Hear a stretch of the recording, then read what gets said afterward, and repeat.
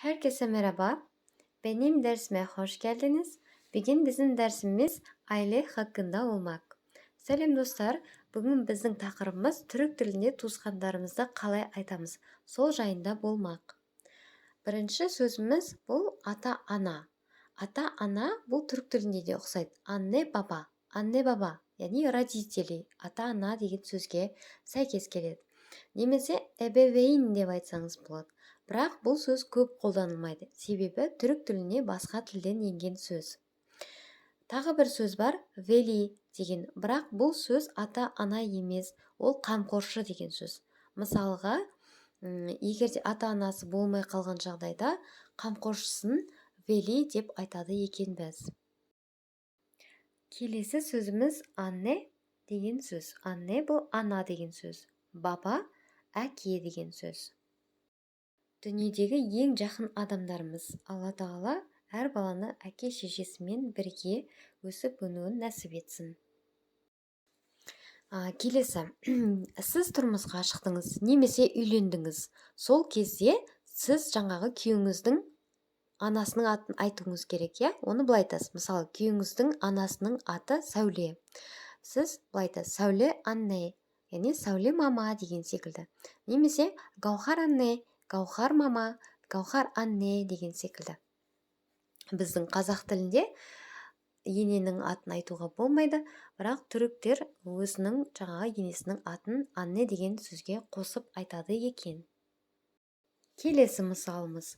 Түріктер екіге бөлініп алған, ана жақтан немесе әке жақтан.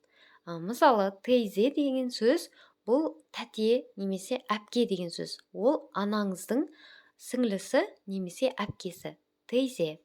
Ал егер де әкеңіздің қарындасын не әпкесін айтатын болсаңыз, хала деп айтасыз. Бұл әке жақтан туысқан. Достар, менің каналыма тіркеліп қойыңыз. Бірге бәріміз бір-бірімізді қолдай отырып, каналымызды дамытайық. Келесі сөзіміз дайы. Дайы бұл аға немесе көке деген сөз, бірақ бұл ана жақтан туысқан. Ал егер де амжа болса, бұл әке жақтан туысқан. Аға, тәте немесе көке. Оңтүстік өңірлерде бізде тәте деп ер адамдарға айта береді. Мұнымен түсінікті болса, ары қарай. Эниште. Эниште дегеніміз ол, мысалы, сіздің әулетіңіз бар ғой, келін болып түскен, немесе сіз туылған әулет. Сол әулеттің қызын алған адам. Жезде немесе күйеу бала деген сөзге сәйкес келеді. Ал енге деген адам, бұл жаңағы сіз танитын әулетке тұрмысқа шыққан адам. Жеңге, қазақ тіліне қатты ұқсайды, жеңге.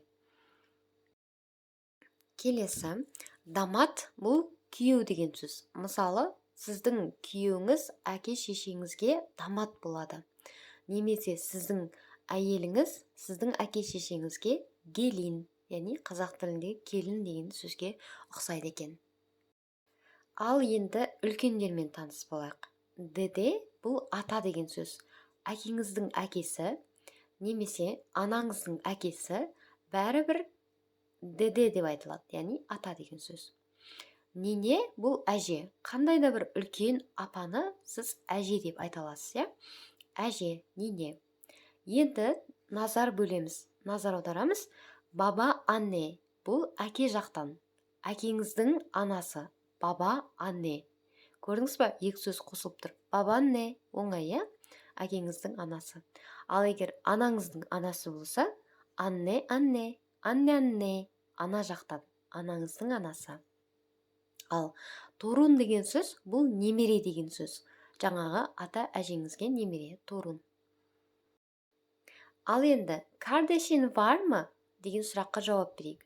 Бауырың бар ма? Яғни сенімен қатар бір ана, бір әкеден туылғандар бар ма? Оларды біз абла, аби, кыз кардеш, экек кардеш деп айтамыз. Абла деген бұл әпке. Evet, benim ablam var. Onun adı Canerke. Ya, менің әпкем бар, оның аты Жанерке. Келесі, аби. Аби бұл аға деген сөз. Evet, abim de var, onun adı Алмаз. Ya, ағамда бар, оның аты Алмаз. көргеніңіздей туған аға әпкеңіз.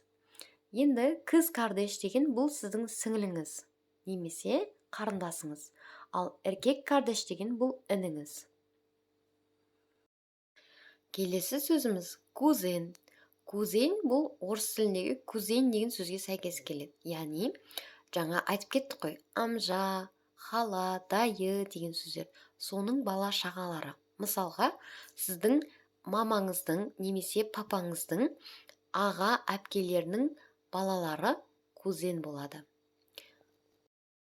Ал иен деген сөз бұл жиен деген сөзге ұқсайды, қазақ тіліндегі.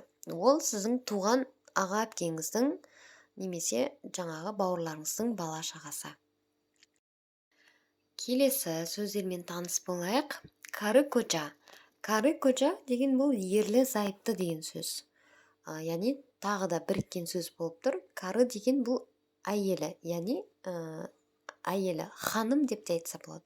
Негізі кары деп таныстыру ол дөрекі естіледі. Қазақ тілінде де мысалға қатын деп айтса ол дөрекі естіледі ғой, сол сияқты кары деген сөзде дөрекі естіледі екен.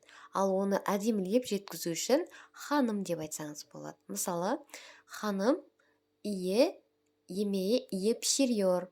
Ханым тамақты жақсы істейді, яғни әйеліңізді осылай айтсаңыз болады. Немесе эш деп айтсаңыз болады. Benim eşim, яғни менің жан жарым деген секілді. Кожа деген бұл күйеуіңіз, яғни күйеуіңізді бей деп те айтсаңыз болады. Beyim bana hediye aldı. Күйеуім маған әдемі сыйлық алып берді деген секілді. Келесі сөзіміз кыз. Бұл қыз деген сөз, Мысалы, кызым, benim kızım, менің қызым, яғни сізден туылған қыз. Оғыл, ұлым.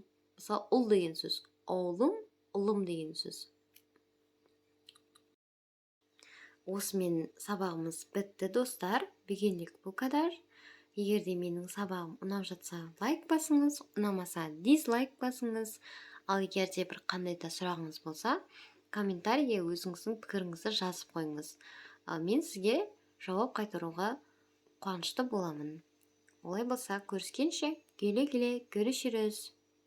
Достар, сондай-ақ төмендегі қызыл подписаться батырмасын басып, сабаққа тіркеліп қойыңыз.